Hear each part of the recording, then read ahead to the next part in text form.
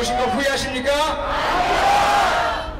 저 양지 권력의 따끈한 부수입 그리고 국정원의 절대 반지를 받을 수 있는 곳에 안 가시고 힘들고 어려운 민주 시민의 자리에 오신 거 후회하십니까? 제가 후회하는 것 같습니까? 정말요?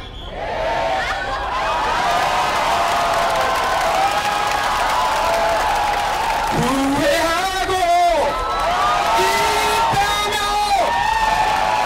깨끗이 잊어버려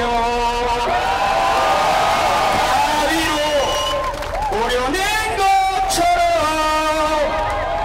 다 지난 일이야.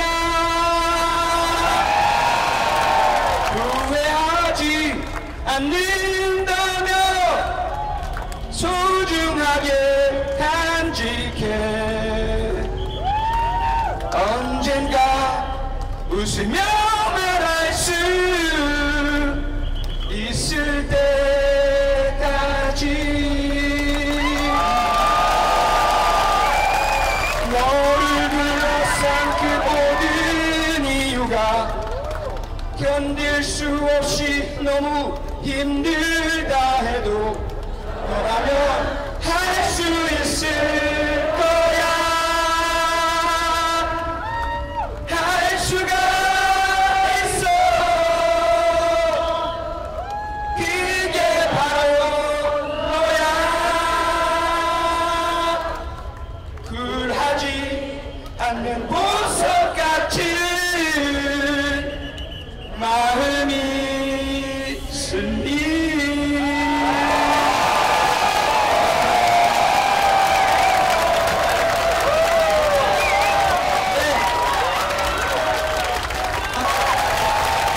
안녕하세요.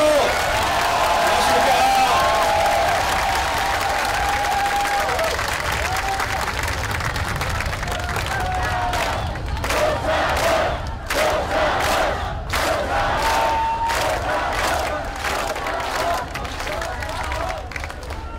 고맙습니다. 여러분들 국정원 사건 한마디로 죽으면 뭐라고 생각하십니까? 예, 좋습니다. 저는 국정원 사건은 4가지라고 생각합니다. 여러분 개그 콘서트 보시나요? 대한민국은 왜 종북 좌빨 색깔로 보고 몸살을 앓고 있는가?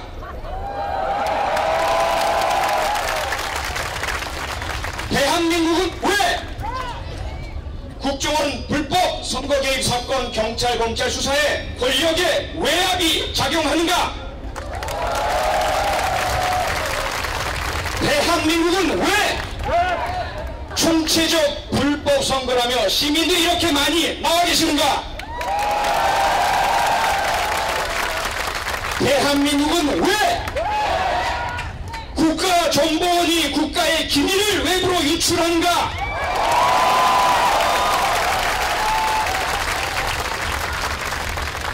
국정원 사건의 의미 1. 국정원 사건은 메카시즘의 부활입니다. 메카시즘 아시는 분 손 한번 들어보십시오. 고맙습니다. 1950년부터 54년까지 4년간 미국에서 공화당 소속 조시프 메카시라는 상원의원이 종이를 듭니다. 그리고는 소리칩니다.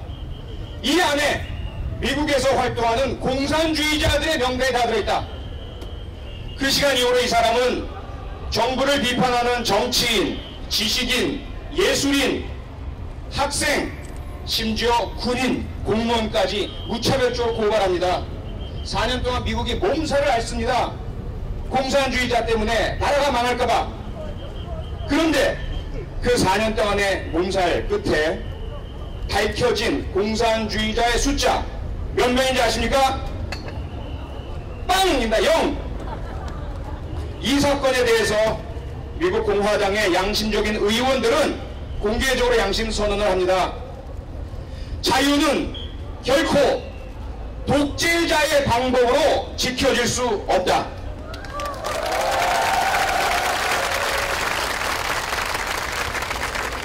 조금 전에 박주희 변호사, 진선미 의원께서 자세하게 설명해 주셨지만 지난 4년여 남짓 원세훈 국정원에서 한 짓은 바로 한국에서의 메카시즘의 부활입니다.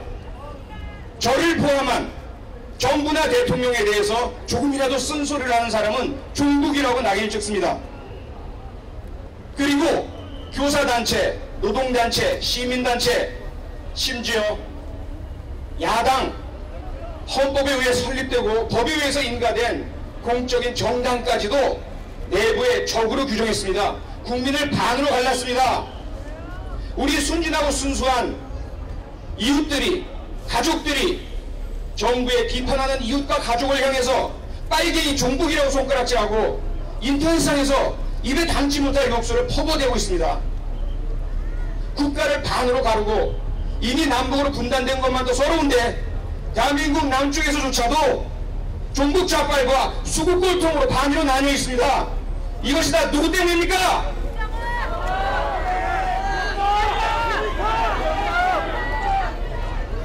두 번째, 국정원 사건의 의미 두 번째, 이 사건은 워터게이트입니다.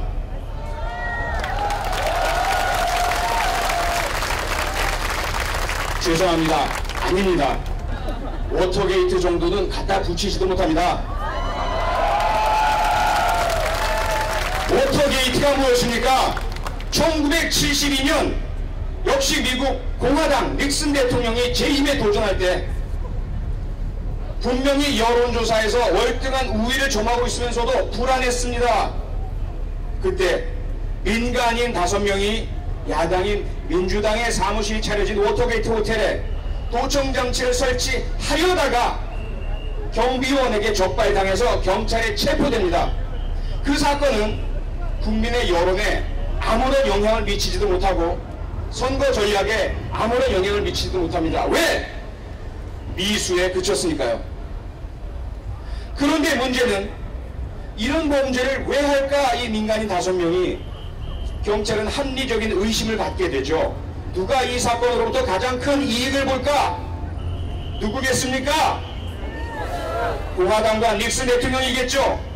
대선 와중에 닉슨 대통령과 공화당 선거운동본부는 강력하게 부인을 합니다. 우리와는 전혀 상관이 없다. 저들은 단지 민간인일 뿐이다. 그리고는 선거에 당선됩니다. 대통령이 됩니다. 그리고 2년은 남짓 지리한 언론의 고발과 경찰의 수사와 그리고 눈에 보이지 않는 권력의 외압이 작용됩니다. 그 중심에는 닉슨 대통령이 있었습니다. 그 도청장치에 설치하다 걸린 것 때문이 아니라 이후에 거짓말을 하고 경찰과 FBI 수사를 무마하려 했기 때문에 닉슨 대통령은 탄핵 위기에 몰립니다. 공화당 특위위원 16명 중에 7명마저 탄핵에 동의하게 됩니다.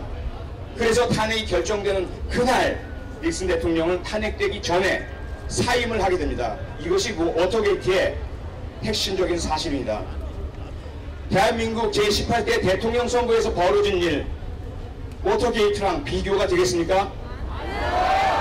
그 이후에 벌어진 경찰의 4개월 동안의 수사 제대로 이루어졌습니까? 도대체 경찰 수사 중에 무엇을 했습니까? 증거 인멸 말고. 범죄의 수사에는 기본 원칙이 있습니다. 범죄 수사 규칙에 나와 있습니다. 조직적이고 집단적인 범죄일 때는 반드시 범죄자들을 분리수사하도록 되어 있습니다. 그리고 반드시 범죄의 배후를 수사하도록 되어 있습니다. 김씨의 배후에 대한 수사가 이루어졌습니까? 김씨를 분리했습니까? 수사가 아닙니다. 그것은 저는 너무나 부끄럽습니다. 한때 경찰관이었기 때문에, 경찰관을 가르치는 사람이었기 때문에 그렇게 수사하면 안 되는 것입니다. 검찰은 뭐 다릅니까? 조금 다르죠. 경찰이 하지 않았던 국가정보원에 대한 압수수색했습니다. 경찰이 하지 않았던 서울경찰청 압수수색했습니다. 경찰이 하지 않았던 원세훈 소환조사했습니다. 그리고 그 밑에 있는 국장차장 소환조사했습니다. 하지만 그렇게 어렵고 힘들게 수사해서 수많은 증거를 찾아내고도, 그리고 공직선거법 위반 적용, 원세훈 김용판 구속이라는 결정을 내려놓고도 보름 동안 아무 일도 하지 않고 가만히 있었습니다. 왜입니까? 왜입니까? 황교안 법무부 장관이 그렇게 하도록 시켰기 때문입니다. 황교안 법무부 장관의 주인은 누구입니까? 제가 왜 대통령의 책임을 묻는지 아시겠습니까?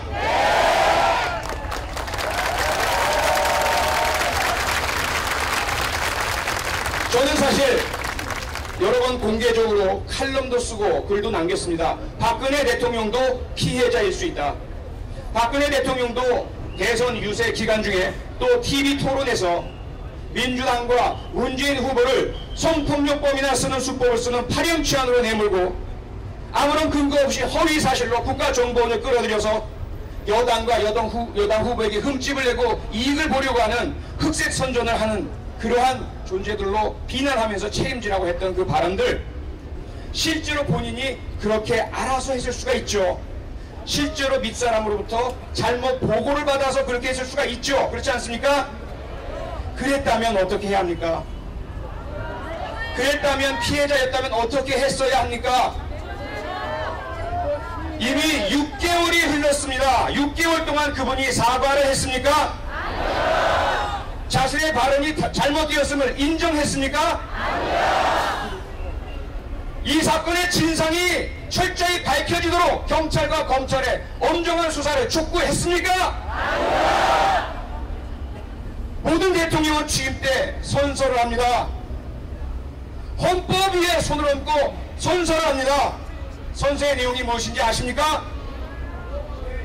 나는 대한민국의 대통령으로서 헌법을 수호하고 국가기관이 엄정하게 직무를 수행함으로써 대한민국의 평화, 국민의 안전을 지키고 보장하겠다. 이것이 선서의 내용입니다. 헌법을 수호하는 노력 하셨습니까?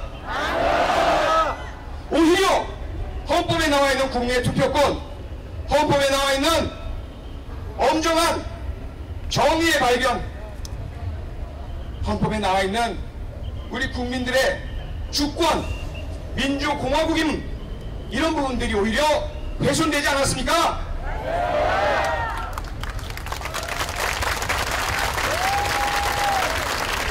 국정원 사건의 의미 세 번째입니다. 국정원 사건은 3.15입니다. 3.15가 무엇입니까? 이승만 대통령이 자신과 싸우던 야당 후보는 하와이에서 귀국하는 도중에 사망했기 때문에 경쟁자가 없었습니다. 혼자 단독 출마했습니다.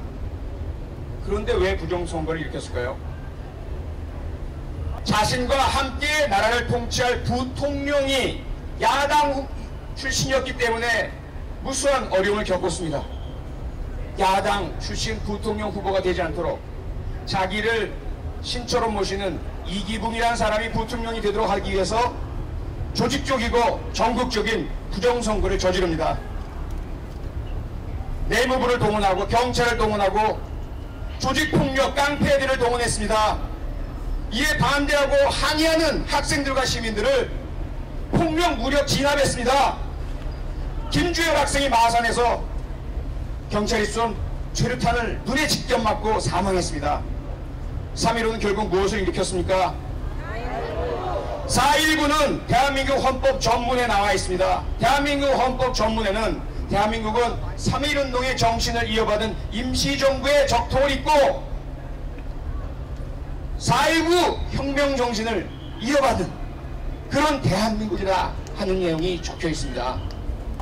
지난 대통령 선거 당시에 행해진 일들, 3.15 부정선거처럼 길거리에서 공무원이, 경찰관이 엉터리 투표함을 만들고 투표함을 찍고 가짜표를 집어넣고 이런 행동은 하지 않았습니다. 하지만 국가정보원 직원 수십 명이, 민간인 수십 명을 또다시 동원해서 거짓, 허위 여론을 퍼뜨리고 이들의 행동이 적발된 이후에 이루어진 경찰 수사 과정에서 조작이 이루어지고 허위 발표가 있었습니다. 이것이 현대판 21세기형 3.15가 아니고 무엇이겠습니까? 또 하나가 있습니다. 저도 직접 겪었습니다. 12월 11일 그 현장을 목격하고 제가 경찰 범죄수사 관련 전문가로서 의견을 얘기했을 때 수없이 많은 공격이 감행되었습니다. 그들을 저는 감히 사이버 정치 조폭이라고 부릅니다.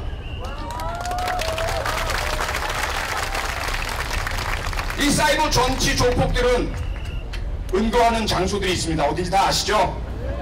그 장소를 제가 직접 거명하지는 않겠습니다. 하지만 현재 우리나라의 상황이 이렇습니다. 국정원 사건의 의미 네 번째, 국정원 사건은 위키리크스입니다. 위키리크스가 뭔지 아시죠? 미국을 비롯한 각국 정부에서 행했던 불법적이고 비밀스러운 전쟁 범죄 행위, 시민권 침해 행위에 대해서 기밀을 빼내서 인터넷 사이트에 올린 것이 위키리크스입니다. 물론 민간인들이 정부 권력을 감시하기 위해서죠. 그런데 대한민국에서는 누가 국가기밀을 위키리크스처럼 유출했습니까? 국가정보원이 그렇게 했습니다. 일단 지난 대통령 선거 과정에서 김무성 새누리당 선거대책본부장은 2007년 노무현 전 대통령이 북한의 김정일 국방위원장과 가졌던 정상회담 대화 내용 중 발췌록을 이렇게 많이 모여있는 시민들 앞에서 부산에서 낭독을 합니다. 그러면서 목소리를 높입니다. NLL을 포기하고 북한 김정일에게 굴종적인 복종을 하는 이러한 중국 세력들이 집권하는 되겠느냐고 소리를 높입니다.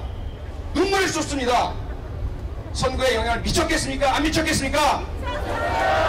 그러면 그 기밀 자료는 어디에서 나왔겠습니까? 그리고 나서 권영세 현 주중대사, 당시의 새누리당 선거대책 종합상황실장이었습니다. 이 사람이 식당에서 누군가와 하는 대화 중에 역시 똑같은 내용이 나옵니다. 그리고 이야기합니다. 이 정상회담 대화 발췌록의 공개는 비상계획이다. 영어로 컨틴젠시 플랜이란 말을 씁니다. 만약에 위험해지면 이걸 깐다. 그리고 만약에 우리가 집권하게 되면 집권 이후에 또 위기가 생기면 이걸 깐다. 그리고 나서 실제로 깠습니까? 안 깠습니까? 남재준 국정원장이 국정원의 이름으로 대통령 기록물 관리법에 따라서 철저한 정법 절차를 밟지 않으면 공개할 수 없는 정상회담 내용을 그 발췌록을 공개해버렸습니다. 이런 일이 도대체 세상 어디에서 벌어질 수 있습니까? 미국의 정통 보수 경제신문 월스트리트 저널은 이 사건에 대해서 이렇게 제목을 뽑아 기사를 씁니다. 한국에서는 국가정보기관이 기밀 유출자다.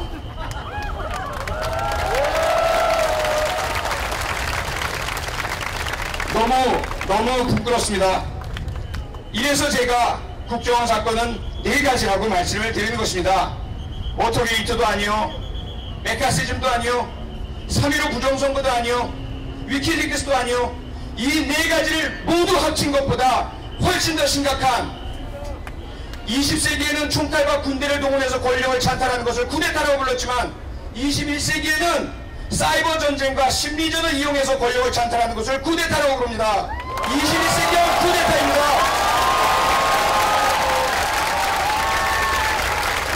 시간이 다 됐다는 쪽지를 받았습니다. 여러분, 그동안 저를 지켜주시고 응원해주시고 격려해주시고 이 자리에 있기까지 도와줘서 너무나 감사드립니다. 앞으로도 이 사건의 진실이 밝혀질 때까지 저는 제가 해야 할 시민으로서의 도리를 다하겠습니다. 고맙습니다.